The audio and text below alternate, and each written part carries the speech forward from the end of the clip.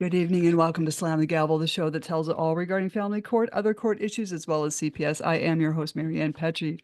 This episode of Slam the Gavel is sponsored by CPS Protect Consulting Services. A child protective services case is one of the most frightening experiences for any parent.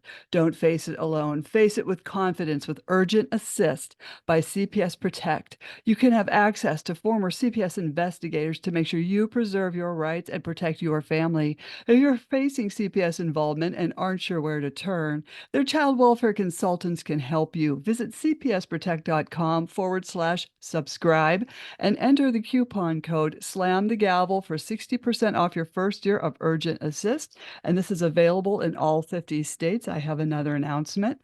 Bradley's mother, Narcus Golden, passed away in the fall of 2022. Bradley is autistic and needs structured routine and therapies he receives for his autism 6 days a week. However, Italy just entrusted Bradley to Italian social services. If he is ruled to go back, he will then face the next 3 to 4 years in the Italian foster care system where he can't speak or understand the language. He will then be taken away from the only family he has ever known. Please call Governor Hochul at 518-474-8390. That's New York State. Governor Hochul, 518-474-8390 to please keep Bradley here safe in these United States. Hashtag keep Bradley safe. One last announcement. If you can, go to the site pleasedoyourjob.com. We need 2,500 more signatures to get a case reopened. Pleasedoyourjob.com. Thank you very, very much. I have a return guest. I'm so happy to have Carl Roberts back on. He's founder of Colorado Resilience, and he had spoke out on the bad behavior in the family court system and custodial interference in our last podcast. And he was on season 5, episode 12. And I welcome you back on, Carl. We have a lot to talk about, so welcome back. Well, thank you, Marianne. Always a pleasure. Definitely. So we've got some family issues, the Colorado Supreme Court on these family issues, and they're dragging their feet. Well, I mean, it's different again. So kind of we have talked about, again, how do we affect change? I mean, that's what all of us advocates are about, right? We're trying to affect change. And quite honestly, it seems like we're kind of, most oftentimes we're just preaching to the choir, or we're yelling into a vacuum of those who are immune to our pleas of help, protect our family, protect our children, and all that. So we are really, and we keep doing the same thing, expecting different results. It's kind of the definition of insanity. And so we really, I've really been kind of ruminating and trying to marinate on how do we change the game, and how do we, and how do we achieve different outcomes and different results. So one of the things that I'm kind of proud about is that we have, it's really trying to bring solutions and then into the systems and really try to engage around those solutions. And, one of the things that you kind of quickly realize that, most everybody's heart's in the right place. They all want to do it. And so we get the lip service that, we're working tirelessly when, there's nothing to show for it. And that we want to protect children and women and men, but there's nothing to show for it. And then we see the judges murdered, and then we see others assaulted, and then but we're not getting all the recognition for all the homicides and suicides that the family court broken system really helps perpetuate. So without further ado, we'll kind of tell you about some of the journey I've been on of the last little bit, and I'm going to share my screen and go over a couple of things. So in the last, I assume you got my screen. Yep. Let's see. In the last couple of years, I've given two presentations to the Colorado Supreme Court Standing Committee on Family Issues. Once was January of last year, really on a way to kind of solve so in contested divorce, there's two problems, right? Everybody pretty much lying about money, and the kids are just unnecessarily put in the middle. And so this was a presentation to this standing committee, which is kind of the top of the food chain here in Colorado, of again, how do we kind of solve that particular problem? Again, this long-standing problem of everybody lying about money, and it kind of results in the whole discovery and disclosure process being completely screwed. So, and what people don't understand about disclosure and discovery is it's not the court we're trying to satisfy. It's the other that we're trying to satisfy in our obligations to be complete and transparent in our disclosures. So anyway, so I gave this presentation, and I won't belabor it here from that standpoint again, but how do we solve that particular problem? And I brought to the court kind of this passive compliance enforcement approach, which should solve, most all discovery and disclosure issues, And the courts, again, are just inundated, right, with all these filings of contempt or motion to compel, or in really in a large sense of things that, all the court rules and laws, while they were intended to protect the common good and really intended to protect, the child's best interest, they really enable the bad actor. Mm-hmm. And so that's kind of underlying some of that. So this discovery and disclosure solution again solves a lot about that. And so really kind of in what's so prohibitive in the court is, well, we can't talk about software solution. And so this was a software solution that not only would it kind of provide this passive compliance enforcement approach to the court so that they can make sure everybody kind of doing their deal, but it also kind of instills individual accountability to the individuals, whether it be lawyers or litigants, that they're not playing games and just being bad actors. Mm-hmm. So and it's all on a software solution. So that's just taboo. You can't do that. You can't. We can't order anybody to do anything like that. But I gave this presentation. Thanks but no thanks. Don't call us, we ain't calling you, type thing. Mm-hmm. So that was one. So that, and then this past September, I gave this. So this one is I'm a little bit more energetic about, and I'm really trying to engage about. It is let me also just back out of that real quick. So I, along with a couple of others in the community, both with lawyers and now one that's working within the judicial system here in Colorado, but developed this kind of high conflict contested custody, but an early intervention and rapid resolution program. The intent of it all is to resolve most all custody cases within 30 days. That in alone should just spark, regardless of how much you think that suggestion is possible or not, or ridiculous or not, it deserves investigation and deserves conversation. Mm-hmm. So, the goal is to just preserve those parent-child relationships, both of them. And the objective is to prevent the harm of children being caught in the middle. Mm-hmm. And so this past September, again, I was afforded the opportunity to present to the Colorado State Supreme Court group. And, first of all, kind of pushed back their new mission statement, kind of put it back to them. And so where these are nice words, it's more myth than mission, right? And it certainly doesn't reflect what's going on in family court, or certainly from not the eyes of most of the litigants that get involved. But again, the goal is to preserve the relationships. Mm-hmm. These preserve family ties, family relationships. You can't argue about the goals or the objectives. Mm-hmm. And what we do know is that a lot of times when people are starting into this down this path, that they will file some sort of court motion.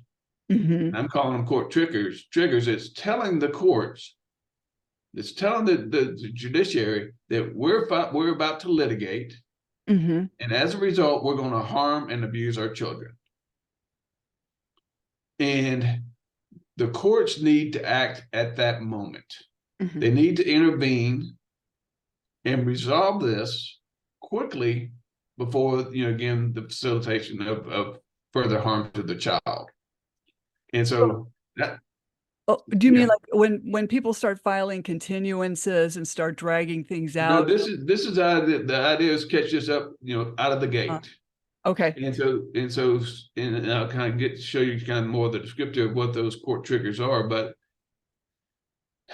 And so I got that one pager, but that's, again, this is hard to read certainly on this. But so this is really more, so here are the different type of court triggers. The TROs or CPOs or whatever people are filing in their different districts, or some emergency motion to restrict parenting time, or if they're just filing, that initial filing that says, we're going to contest custody.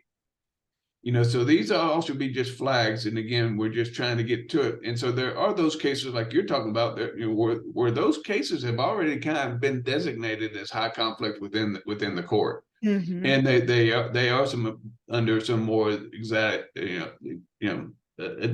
have more attention from the judiciary. But a lot of these calls, as we know, they are precipitated, or by a call to CPS or a call to law enforcement to make their allegations and make their claims. And we all, certainly those of us that with that lived experience, we know the validity of those calls, right? Right. So the next thing is really, again, because I would say it's certainly a large amount of, who knows, we don't have the data for it by any means, but when that people file these triggers, these court motions, they need to be, the motions themselves need to be vetted or assessed as to their validity. Mm-hmm. Are they there just to harass and abuse, or is there some legitimate purpose here? And so obviously we don't have the protocols or the assessment criteria or really how this would happen, but we won't have that until we start trying to solve the problem. And so the proposal here is to have an assessment panel of 3 people, men and women, again, to counter any implicit biases, with different domain experience, specifically around parent-child contact problems, mental health, domestic violence, or legal. And so, but the idea is to, within 3 days of that being filed, then there's making some determination whether or not the motion should be denied, insufficient grounds, whatever, however that's ultimately to be termed, or it's accepted in one of 2 ways: accepted, no physical safety concern, or accepted and there is a physical safety concern substantiated. Mm-hmm. And I don't get into the mental or emotional concerns at this point, because again, those are more downstream. We want to nip this problem in the bud. Mm-hmm. So in my 20-25 minute presentation to the court, not a peep. And so not a conversation. But so then the next thing, so assuming that he says, okay, it's accepted, within 5 days, we need to have another screening panel that's really around, focused specifically on child safety and well-being, not the fitness of the parents or the beauty contest that we spend untold billions on of these custody evaluations. This is strictly focused on child safety and well-being. And again, having a panel of experts within, that includes a family forensic dynamics psychologist or psychiatrist. Mm-hmm. Again, to determine what the screening protocols and best practices are, all TBD, and again, and bring in the experts and the tools, and develop the tools to cut to the chase here. And really, again, pull a lot of the emotions and kind of clip the wings of the bad actors that are kind of going down this path. But the purpose of that determination is both parents are safe. They may need some, they may need some, some counseling of different ways, but they're both safe. Mhm. Or B, they're safe. One or both parents are safe, but they may need therapeutic intervention. Again, it may be a mental health issue, it may be addiction, it may be a child abuse, it may be a DV deal. But again, what is that? What is that wanted? Again, not this custody evaluation that, again, people are spending tens of thousands of dollars on, that are not solutions, they're just adding to the problem. So this is, again, a way to kind of eliminate these custody evaluations and replace it with a very streamlined approach to, again, cutting to the chase. And then the third determination would be one or both parents are temporarily unsafe. And so, again, so not only do we want to be clear in that determination, but, okay, well, should that be referred for criminal referral? Should there be a TRO? Should there be parenting time or custody restrictions? And not only that, but we also want, in this world of restorative justice or family healing, we want a path to come back in. We want a path to restore our status to safe. We want a path to restore that family healing, because the child needs mom and dad. So, I'll take a breath there and just see. I mean, again, this is a complete disruption of the way it works today, right? And a complete redo and a complete reform. Comments? I mean, my thought is, and I don't know when this will ever happen, but to get rid of family court and put it down to civil and put these actions that you have in there, and, as you say, get it done within 30 days, because people don't need this dragged out for 8 years. Well, it's not. And, the reality is, we're not going to click our heels and the court's going to go from family court to civil court, right? And so, so we got to have a plan. And and the courts have to have a plan. And the big bureaucracy that is there has to have a plan. And so this is, in my view, again, a good plan that, we don't have the I's dotted or T's crossed or the protocols and assessment criteria and all that other stuff figured out, or the tools. And we won't until we start solving the problem. And that's what this is about. So again, in Colorado and I'm sure other places, but they got these problem solving courts, whether it's for drugs or misdemeanors or whatever else those cases. Here we got some problem solving courts around custody and stuff. So the courts really have broad statutory ability. And so a lot of this, in my belief and vernacular, again, it can be done without passing legislation.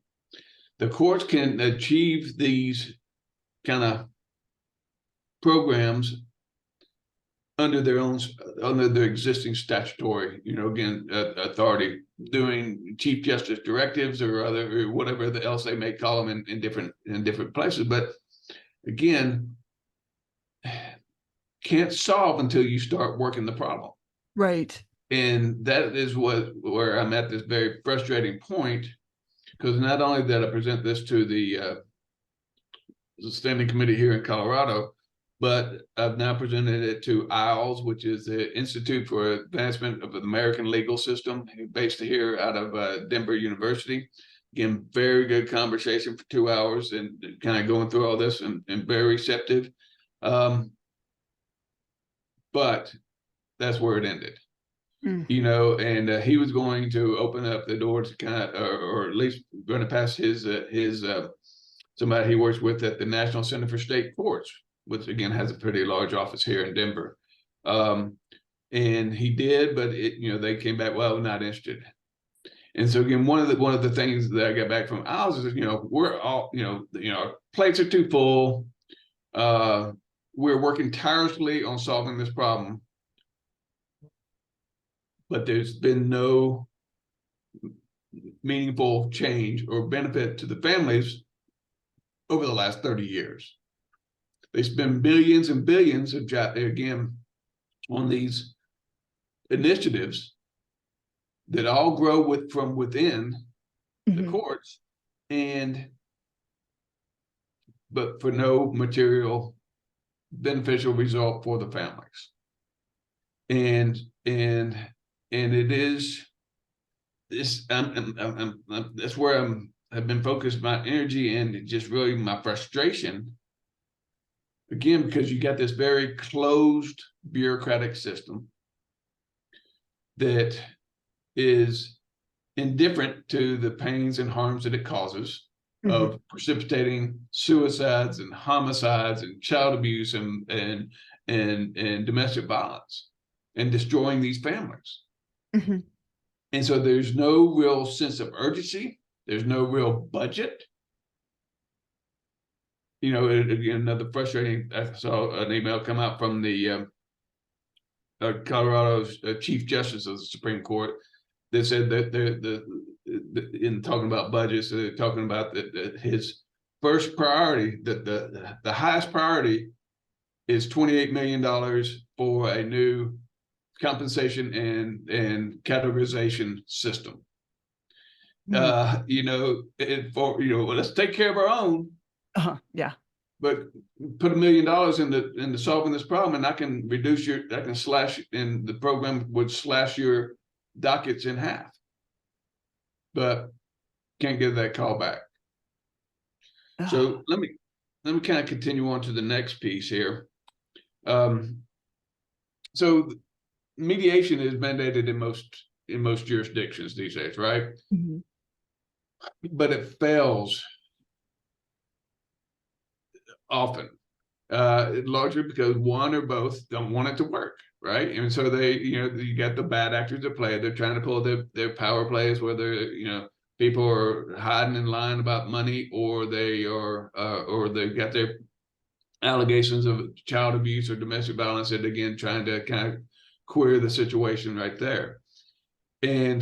But what's missing out of all of it, and again in my vernacular, why it so readily fails, is because of the lack of transparency.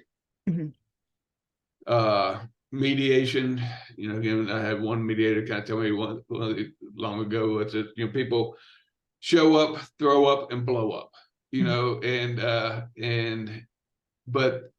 so right now, kind of statutes or court requirements is, you got to prove that you went, or really the mediator just got to sign off. Yeah, they showed up, but it doesn't have to assess whether or not you participated in good faith or not. So there's no accountability around that. There's no accountability in family court whatsoever, as we know. But the simple key here is, again, requiring that transparency, both before, during, and after, as your outcomes of that mediation. And that would solve, again, a lot of this problem. And I spent hundreds of thousands of dollars in years in developing this software solution called SplitSmart. You can find, and your listeners can see it at SplitSmart.com. And what is the catch with SplitSmart is that both people have to use it. But if they use it, then you're transparent, not only through your data and your documents of discovery and disclosure, but also in your positions. And so not only positions what the house is worth, we each know what the house is worth, but what we want for each individual item of a parenting plan. And that transparency alone solves the vast amount. And so when I talk about kind of reaching the perfect parenting plan for for families, even when they're kind of in this conflict mode. Mhm. I've been operating on this belief that a written position softens a verbal stance. So too often she says he's got to do this, or he says that she's got to do that, and that gets nowhere, right? Mhm. But as we put our words down in black and white for the other and mediators or in courts or anybody else to see, most of us in our right mind, and obviously there's not everybody who's in their right mind at this point, but don't want our words to betray us. Mhm. Hardly any of us think that we're the bad actor, right? And so we're going to modulate our words to again not allow her to show that, hey, see, he is a jerk. Mhm. Or and so we soften our position towards the middle, and we soften our position to what's in the child's best interest. And my SplitSmart application, what it goes through is this line item negotiation approach from the 4 different areas of decision making to different types of schedules, from during school, during summer, during holidays, during vacations, and it lets you allow 15 different again other items that you might want to be concerned with in co-parenting, Mhm. and you can always add more. But the idea is to talk about it in a transparent fashion and to reach the end goal. So if through mediation, through transparency, again, more and more parents can have this tool to be able to resolve more of their individual issues on their own. Mhm. And if they aren't, whether they can get 1 or 15 of the 20 items resolved on their own, then Mhm. when they get to mediation, then again, they got side-by-side listing of what each party's position is. And so when they get to the mediator, now the mediator can start off at the 10-yard line instead of the opposite end zone and help people cross the finish line. And whether it's mediator or judicial efficiency, everybody wins Mhm. except the bad actor. And that's the whole thing. And so here in Colorado, and they probably have different names for different areas, but again, they have what's called a joint trial management certificate. Mhm. And again, we're parties, if they're going to litigate and we come into a hearing, what are we litigating? And so it's pieces and parts of the are there. Mhm. We just had this incredibly inept bureaucracy Mhm. that perpetuates the problem. I think a lot of the problem is the family law attorneys, because they're the ones that are, chirping in the parent's ear to continue to litigate. And that well, for instance, okay, in my case, I was talking to my lawyer and he said that when the kids were sequestered, they wanted to be with me.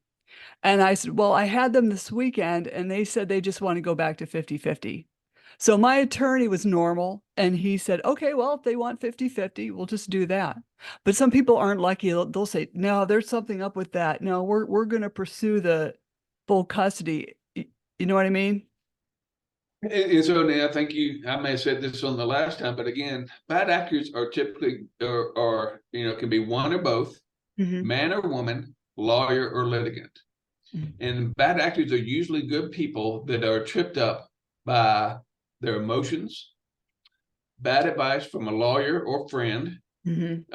and more oftentimes than not, this whether it's a borderline or narcissistic personality disorder.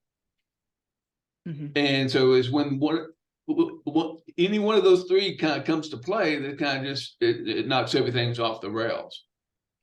And that's why transparency and and being A to B, again, because again, lawyers will have stir up the pot by saying, well, you're entitled to this, or I can get you that, or this, oh, well, do you want this? The child wants this? Okay, we can do that. But again, if we had the transparency of position, again, it removes a lot of that gamesmanship and the ability for lawyers to create the problem. Mhm. So, again, and so by presenting this well thought out, I think articulated Mhm. program that potentially could slash the court dockets in half, not to mention all the benefit for the families and the children and everybody else. Why can't I get a conversation on it? Why can't we sit down and move this conversation further and further figure out the problem? So, and then the kind of the last step here is, okay, so hopefully mediation is successful. And Mhm. if you get this kind of the success, then you got your agreement that it's filed with the court, and then we show up in here and the court says, hey, more power to you, you're off and running. But if you fail, then we got, again, transparency of position, who wants what. And so at the court hearing, and then again, in theory, within 21, 30 days, whatever this number is of that motion being accepted, again, we want the courts to start to sanction one or both parents if the required JTMC is not filed in 5 days in advance of court. Mhm. And that we want the courts to,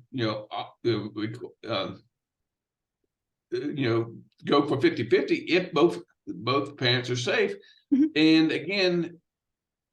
And so again, keeping it simple and avoiding all that from really what the lawyers or mediators or custody evaluators and all the BS that kind of goes on with that.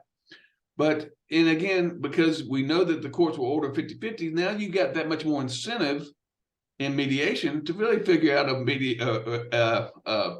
parenting plan that works for you. And again, one person lives further away, or it's not convenient, or got different work schedules, more power to you. Mhm. But start to resolve issues as opposed to perpetuate problems. And in the court hearing, again, order any therapeutic intervention that recommended in the screening report. Order a path or a plan to be able to restore a parent's status as safe if they can fulfill that, and or for family healing. Mhm. Adjudicate the TROs as appropriate, but you got to allow documented electronic contract between parents, because that's one power move that a lot of people, again, they'll get the restraining order and then the parents can't communicate. Mhm. That's only detrimental to the children. It's a power play by the one who got the restraining order, Right. and it's detrimental to the children. And as we see, so most states have this more of a, have a custodial interference law in their states, Mhm. but family court judges probably rarely ever even are aware or let the parents know about it. And even though most family court judges wouldn't want to kind of punt something over into the criminal courts or something for criminal prosecution, they still have that full ability to hold people in contempt. And so when they can, and by saying so, if by clearly stating immediate penalties for custodial interference, it's going to change behaviors. Mhm. And so, all with that goal of preserving parent-child relationships, all with that goal of, making it happen for the families. And where they kind of left this presentation was, okay, imagine the impact a program like this Mhm. could have, but you got to act, you got to do something, Mhm. jettison off the legal and bureaucratic handcuffs or blinders that you have, grow a pair, and solve this problem for the rest of us. And because Mhm. you are causing great family destruction, death, and despair. And but they're just not coming. But we can't solve the problem until we start to work the problem. And and achieve better futures for all involved. But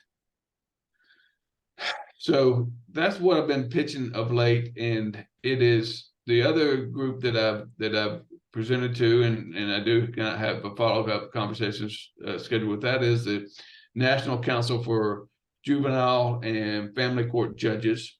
There's basically three big bodies of judge organizations in the country, and I've talked to two, and the third one doesn't want to take my call right yet. But again, and then that presentation again, very lovely lady, and I, again can again give me a lot of affirmation and a lot of agreement.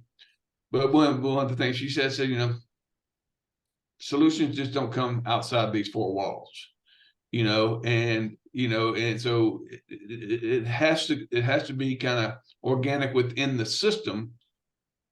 But that's the whole friggin' problem, right? Mm-hmm. And but and there will be another call. So I'll have another call with her in late January, and we'll push this along. Hopefully matriculate this a little bit along. Again, and I've filed, or I've sent my proposal in to speak at two of their conferences next year. And then I've also got a meeting early January with the president of the American Family, American or Association of Family Conciliating, AFCC. Yeah. AFCC. And so again, trying to find these partners. So I mean, at the end of the day, it's just going to take one judge. Mm-hmm. One judge with the balls, mm-hmm. and the wherewithal and the authority to go say, let's start working this problem, and let's get let's solve this equation. And that's my I guess my new mantra these ladies is, it just takes one. But that one's got to have balls and the willingness to make it happen. I think also, a lot of these judges are bought off, and they're in collusion with the other attorneys. I don't know what the solution to that is, because it's so overrun.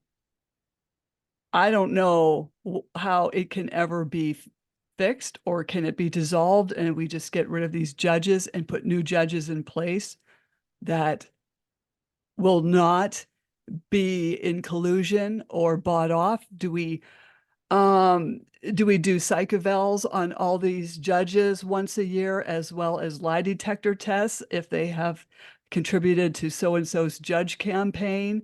Even these family law attorneys, do we do something like that with them? Well, see, I mean, I'm kind of again approaching this from a different angle. So I'd like to think, again, most judges are good. Again, there's those bad apples in any profession, right? And so we certainly, people have been affected by that.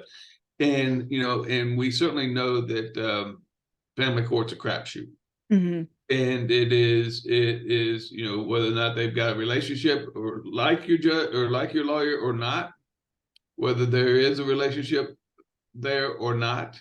And again, kind of when we talked about earlier, that again, the rules and policies are really to enable the bad actors, mm-hmm. and quite often enable the lawyers. And so in this Supreme Court Standing Committee, again, got some judges, got a few bureaucrats, but then the wealth full of lawyers and the what do you call it, the mental health people, mm-hmm. The custody evaluators. And so, yeah, they're protecting. That's another main reason why this doesn't go anywhere, because it's money. And I don't personally, again, Lisa, we don't have somebody like Susan Bassey here in Colorado, but kind of doing that investigative reporting like she does it so well in California. But we don't know. And again, because of the lack of transparency, because of the lack of accountability, because of this completely broken system, and I, hopefully got my first email coming out today, which I'm kind of announcing my new newsletter for next week that hopefully will go out the first one next one right after the first of the year, but called Broken Systems. But the tagline is before it happens to you. And because again, we oftentimes preach to the choir, and nobody really understands unless they've been through this what the problem is, and it can affect them before they know it. And so, certainly part of the change in the broken systems, in my view, are start with family court, child protective services, child support services, as well as domestic violence. And they're all very closely intertwined. And at the end of the day, they do more harm than good. And they are destroying families, cutting lives short of moms, dads, children, and making our communities less safe.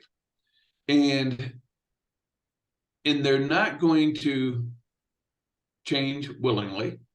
So we got to, and they're not going to change by us preaching to the choir. So we got to be bringing solutions to the table, and we got to be able to find ways to open those doors. And we can't just say that we're going to disband family court and start over, because that's just not a realistic statement, right? But we know, again, in my solutions that I'm bringing to the table, I think we can solve the two biggest problems in family court: everybody lying about money and the expense and drama and trauma that causes, and the putting the kids in the middle, and the drama, trauma, and expense, all that causes. But it requires people getting off their ass and being willing to buck the system because it's the right thing to do. Meanwhile, more and more judges are going to be, in peril. Their safety will be in peril because people are getting fed up. It's going to be another January 6th type thing. That is, again, people are fed up, and nobody wants that. There are a couple of people in the country, and one is Bill Corbett with Veteran Fathers. He's got the right idea. We're going to litigate, and so I hope to be working with him and another fellow here in Colorado. But it is about raising awareness beyond our affected people and growing our following and growing our audience.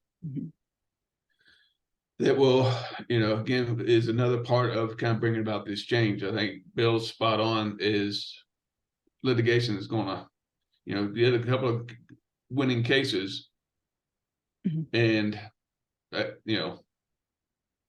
could be game changer. But in lieu of that, I don't have that capacity or that ability.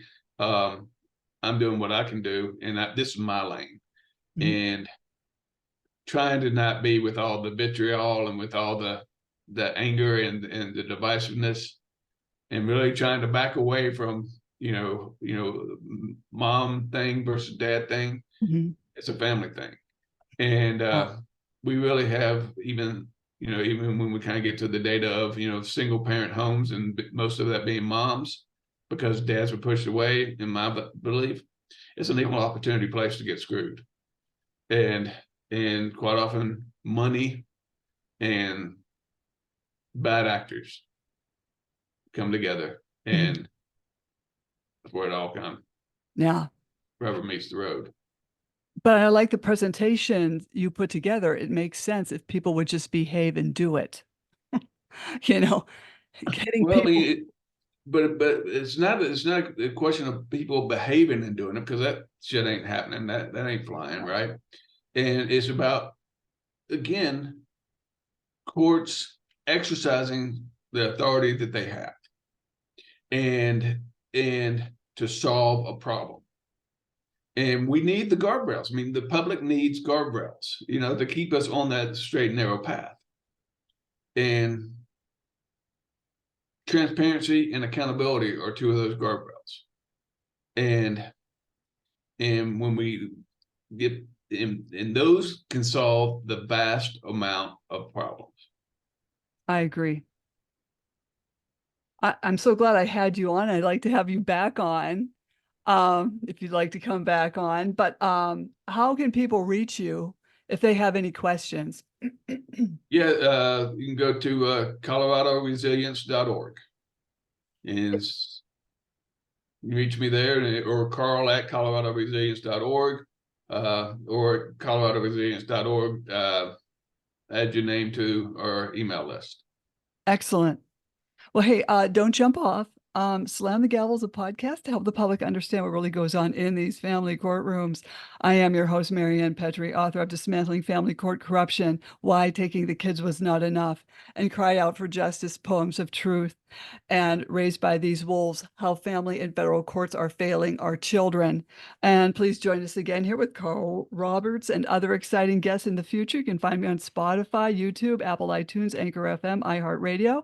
And please feel free to buy me a coffee to keep the podcast going. Thank you so much, Carl.